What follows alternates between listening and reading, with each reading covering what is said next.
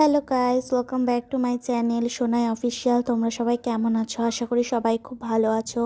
আমরাও ভালো আছি। দেখো সকালবেলা উঠে রোদের মধ্যে বসে পড়েছি চা খেতে। বাবার চা খাওয়া হয়ে গেছে আর আমি আর মা চা খেতে বসেছি। দেখো এই কফি মাগটে আমি চা নিয়ে নিয়েছি, কফি না চায় নিয়েছি, আর মুড়ি বিস্কুট এগুলো দিয়ে রোদে বসে বসে খাচ্ছি। শীতকালে না এই ছাদের ওপর রোদে বসে চা খেতে না খুব ভালো লাগে। আর মা ছেলে ওই দেখো বসে খেলা করছে, আর ছেলে একটা বাটি দিয়ে দিয়েছি, ওর মধ্যে দুটো মুড়ি দিয়ে দিয়েছি, ওই দিয়ে রান্না করছে। আর ওই দেখো কি দুষ্টুমি করছে। তো বন্ধুরা আবার পরে দেখা হচ্ছে। দেখো আমি চাটা খেয়ে রান্নাঘরে চলে এসেছি আর রোদে বসেই সবজিটা কেটে নিচ্ছি, কারণ খুব ঠান্ডা পড়ছে তো এই জন্য ছাদে বসেই সবজিটা কেটে নিচ্ছি। আর দেখো আমি ডাল সেদ্ধটাও বসিয়ে দিয়েছি, আর ওদিকে সকালের জন্য খাওয়ার জন্য আলু চচ্চড়ি করব, এই জন্য আলু চচ্চড়িটাও বসিয়ে দিয়েছি। আর ভাতটা আগেই হয়ে গেছে, তাড়াহুড়ো করছি, বোনের আবার ওষুধ আছে এই জন্য। আমার আলু চচ্চড়িটা হয়েও গেছে। আর দেখো বড় ভাইয়ের ভাত দিয়ে দিয়েছি, ডাল আর আলু চচ্চড়ি দিয়ে আর পালং শাকের তরকারি করব, এই জন্য সবজিগুলো আগে ভাজা করে নিয়ে পালং শাকটা দিয়ে একটু লবণ দিয়ে চাপা দিয়ে দিয়েছি, তাহলে না তাড়াতাড়ি সেদ্ধ হয়ে যাবে। আর দেখো বেগুন ভাজতে দিয়ে দিয়েছি, আমার বেগুন ভাজাটা বাঁধাকপির বড়া করে আলু দিয়ে তরকারি করব। এই দেখো এই জন্য আলুগুলো আগে ভেজে জল দিয়ে নিয়েছি। আর বাঁধাকপির বড়াই, শীতকালে বাঁধাকপির বড়া খেতে দারুণ লাগে।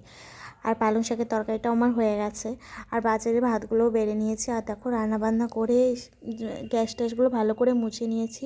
আজকে সকালে আর স্নান করিনি, খুব ঠান্ডা পড়ছিল তো এই জন্য এখন আমি স্নান করে নেবো। সকালে চুল বাঁধা দেখো এখনও খুলিনি, আর বাইরে রোদ দিচ্ছে আর জামা কাপড়গুলো না এখনও শুকায়নি, এই জন্য এখনও মেলার নিচে এসে দেখো আমার স্নান টান করা হয়ে গেছে।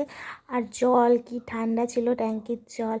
আর দেখো বোনেরও স্নান টান হয়ে গেছে, বোন আর আমি বসে আছি কাঠে। দুপুরের খাওয়া দাওয়াটা তোমাদের সাথে শেয়ার করিনি। দুপুরে খাওয়া দাওয়ার পর একটু ছাদে চলে এসেছি, আর মা আর ওই যে ছেলে দেখো বসে আছে, আর আমিও একটু চলে আসলাম। আর রাস্তা দিয়ে না একটা কীর্তনের ঠাকুর নিয়ে যাচ্ছিল, তাই দেখো তোমাদেরকে একটু শেয়ার করে দিলাম। আজকাল কীর্তনেও ডিজে নিয়ে আসে, নাচতে নাচতে আসে।